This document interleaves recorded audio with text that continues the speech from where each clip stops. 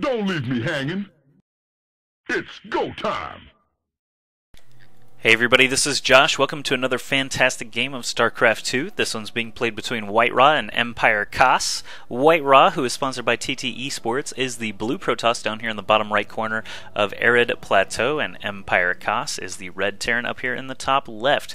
Both of these guys are incredibly good players, and they both come from Ukraine. You can see them speaking to each other there in their native tongue. If you want, you can give a try and try to understand what they're actually saying to each other. I do recognize some numbers and things that I know what they mean. Standard probably means standard. Win probably means win. I think WhiteRa is saying yes. I think that means 25 barracks right there. I don't actually know, but your guess is as good as mine, unless you're actually from Ukraine, in which you can actually read that. Then you know what they're saying. So 25 ghosts, 30 Vikings, no problem. I think that's what that says. And net could mean no. And he says 10 Archons, A-click. I know what that means. He does not like Archons. Anyway, that's enough of trying to decipher another language. Kas has already built a supply depot behind his mineral line. WhiteRa hasn't really built anything after that pylon. Next up should be a gateway right at 150 minerals. There it is. Both players just doing standard stuff, building their things inside their bases like good StarCraft 2 players. They're not trying to hide barracks, hide gateways across the map or anything like that. We'll see what these guys actually end up doing as the game progresses. Right now, though, I think I know what that means, 12 to 15 ghosts. I think that's what that means. I don't know what the next line means at all, though. So, yeah, WhiteRa and Kas, both basically the best players of their respective races in Ukraine. Kas, of course, the best Terran player, WhiteRa being the best Protoss player. I believe Kas did go to the WCG finals for Ukraine and did quite well there. While WhiteRa actually has a handful of tournament wins to his name. You should know WhiteRa by now. If you don't know both of these guys already, you should be a little bit ashamed because they're both incredibly good. Kas is actually one of the best foreigners out there right now. And of course, when I say foreigners, I mean anyone not in South Korea, because South Koreans are natives and everyone else is a foreigner in their eyes, and actually pretty much in the eyes of StarCraft Brood War and StarCraft 2. Anyway, now the game is progressing a little bit. Looks like WhiteRa already losing his scouting probe to Kas's first Marine there, but Kas is going to get a look around here in WhiteRa's base in just a moment with his scouting SCV. I don't think there are any stalkers out yet. No, there can't be, because the Cybernetics Core is still in production, so the SCV is going to get a free look around here. Might even steal 5 minerals while he's at it. He's trying to bounce away those probes, not really doing a great job at it there. He finally bounces a probe away and steals those 5 minerals. He's going to see 1 gateway, 1 gas, 1 cyber core, and that second pylon coming up now. He's going to try and scoot past this zealot at the ramp. He's going to get hacked in the face a couple of times, but he should escape with his life. Looks like the wall-off at the ramp might get started now. A couple of Marines spaced out in case another probe or zealot shows up. Supply depot number 1 being built there. Of course, he could just build 2 more and finish that wall-off completely. Factory is now finished. Is he going to start an add-on? Yes, he will. The tech lab is going to be up first for the starport to flip onto. That makes me think Banshees are going to be a high probability here on Arid Plateau. WhiteRa doing a good job taking this Xel'Naga Tower. It looks like he wanted to take the other one as well, but instead it looks like he might come over and check this visibility blocker here, this brush off to the left side of his natural expansion. Did Kas actually see that natural expansion take his vision? No, he actually did not see the Nexus start to be produced, so he's going to be a little bit in the dark in that regard. The tech lab is free and waiting for the starport to land on it. Alright, so very, very quick Banshee build here from Empire.Kas around the 5.5 minute mark. Should get started and may start Cloak as well. We'll have to keep an eye on it once he hits 200 gas. Yes, he does start Cloak. Alright. So, WhiteRa, will he be prepared for this? He does not have a forge as far as I know. He does have 2 more gateways on the way.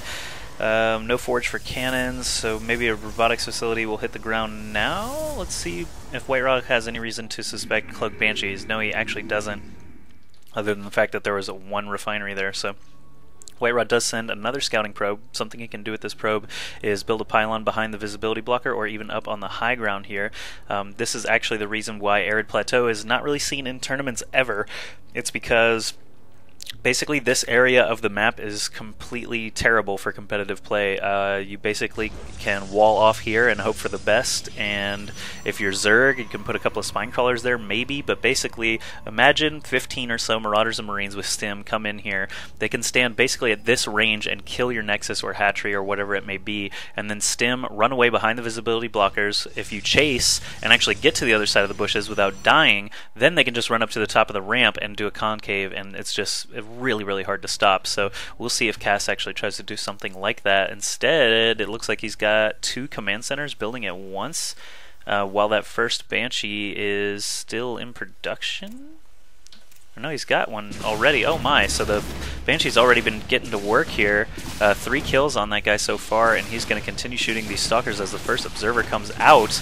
He is going to stay and try to kill off these 2 Stalkers. That looks like it may have been a little bit of a mistake, as he lost that Banshee to the only Stalker that was still in the field. There are 3 more inside the base here for WhiteRa, but he could have gone off to the left and tried to do some dance moves here to try and keep some of these probes off the mineral line, or even rack up some kills. So a little bit of missed micro there from Kas. The second Banshee is out now. I thought this was the first earlier, but it is actually the second. He's gonna get some free probe kills there at the Xel'Naga Tower. Let me go to busy before that becomes a problem.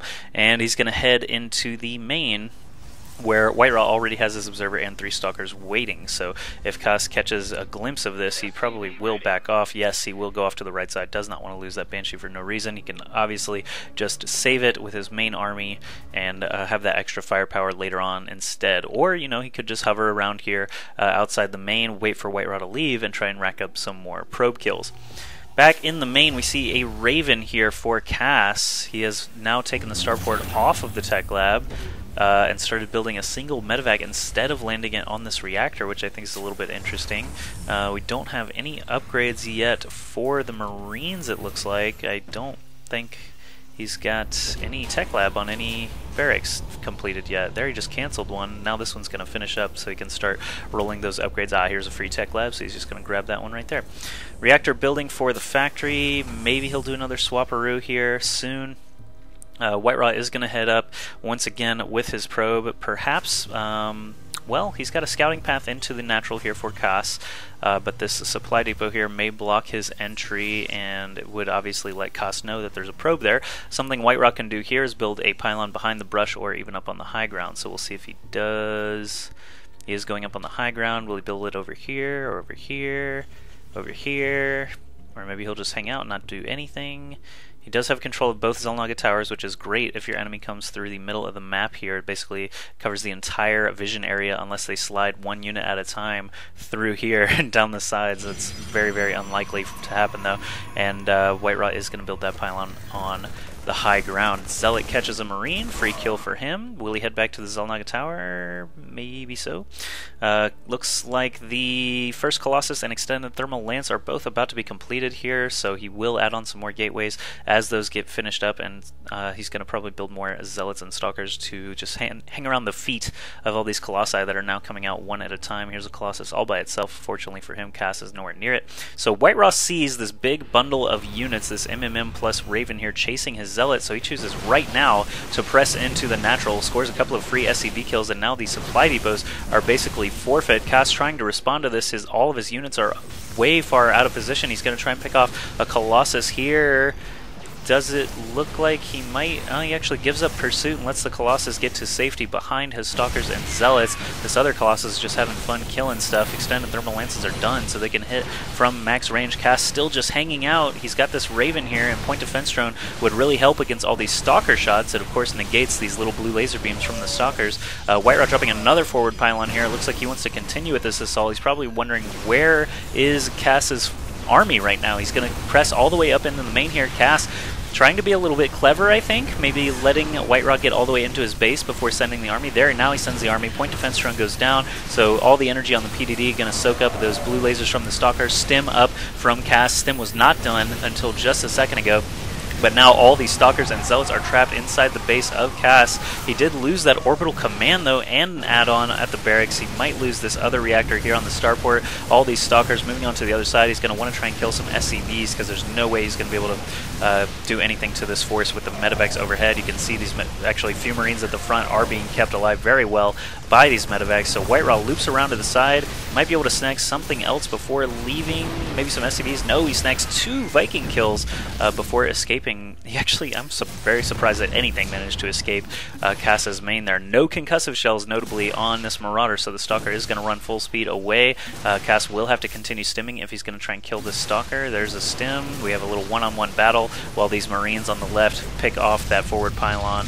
And the probe looks like it is going to be discovered, but the Marauder's taken out. Kas did have some SCVs here, but this Zealot made sure that they would not be doing any mining. He killed all of them, and now WhiteRa does have a 45 to 39, 38, 30, 45 to 39 worker advantage, so the income tab should show, yes, WhiteRa about double the mineral income and almost double the gas income with 7 more harvesters to his name, even though Kas was on 3 bases way before WhiteRa. WhiteRa now has the huge economic lead and a little bit of an army advantage, so he does have a production advantage as well with all these 6 gateways and a robotics facility. He can add on more now if he wants to. He is going to take his 3rd base, and Kas looks like he is on the move. He does not have any actual upgrades for weapons and armor. He's getting +1 on the way now, building that command center again at his natural, the one that he lost earlier. And WhiteRa is aware of all these troop movements. He's got his observers doing work here. He knows that Kas is inside his territory, so he's going to bring these Stalkers over to the left side, keep the Colossi in the back. We'll see if Kas is able to do anything here with stim and concussive shells on his side. Point defense drone goes down, blocking a lot of Stalker shots. These Vikings are trying to clean up the Colossi. Another one approaching here from the right side, going to get a full sweep on these Marines and Marauders. It looks like the ground forces are in big trouble, and Kas may not escape with anything at all. Looks like this Raven does get picked off, and Kas only survives with 2 medevacs and 4 Marauders from that entire attack. And it looks like Kas is not too happy about it, saying something again in a language I don't understand. And I don't know, WhiteRa seems pretty happy about it. He does have a nice little smiley face. And Kas thought it was funny, so at least he's not sad Kas. But yeah, WhiteRa may do a counterattack here at the 3rd. He does know about it already. We saw that Zealot killed a ton of SCVs earlier on. Looks like he says something about 5 gates and attacking, something about a nexus, I'm not sure, but ooh, all these SCVs just lined up ready to die to Colossi, but WhiteRa leaves it alone. He's just going to pick off the refinery and back off and probably try to saturate this 3rd base. Of course, when you're ahead, you try to get more ahead, as Artosis taught us many moons ago. And WhiteRa's doing some troop movement here. Let's see, in the production tab, more Zealots, more Colossi. He does have Zealot charge already, so the Twilight Council is just sitting there. Now he could actually get Blink, could go for Dark Shrine or Templar Archive. Oh, there's the Dark Shrine actually right in front of my face. So WhiteRa, if he doesn't just win the game outright with this attack, will have DTs on the field sooner or later, and the Raven, I think, was the only method of detection that Kas had, so maybe scans. He may have to rely on scans here soon. He's only got 1 saved up among 3 orbital commands. Oh, looks like Kas trying to do some defense here, loses the supply depot that was still in production. Vikings not really doing too much with all these sentries and Stalkers on the ground. He's going to warp in more Stalkers to defend against those Vikings, especially if another Raven were to show up. Those Stalkers would be very nice to have to try and kill off that Raven before PDD could be dropped. Let's see, more Zealots being warped in, Stalkers moving forward, gonna try and pick off a Viking, and it looks like he is gonna pay the price there and lose a Stalker for his troubles.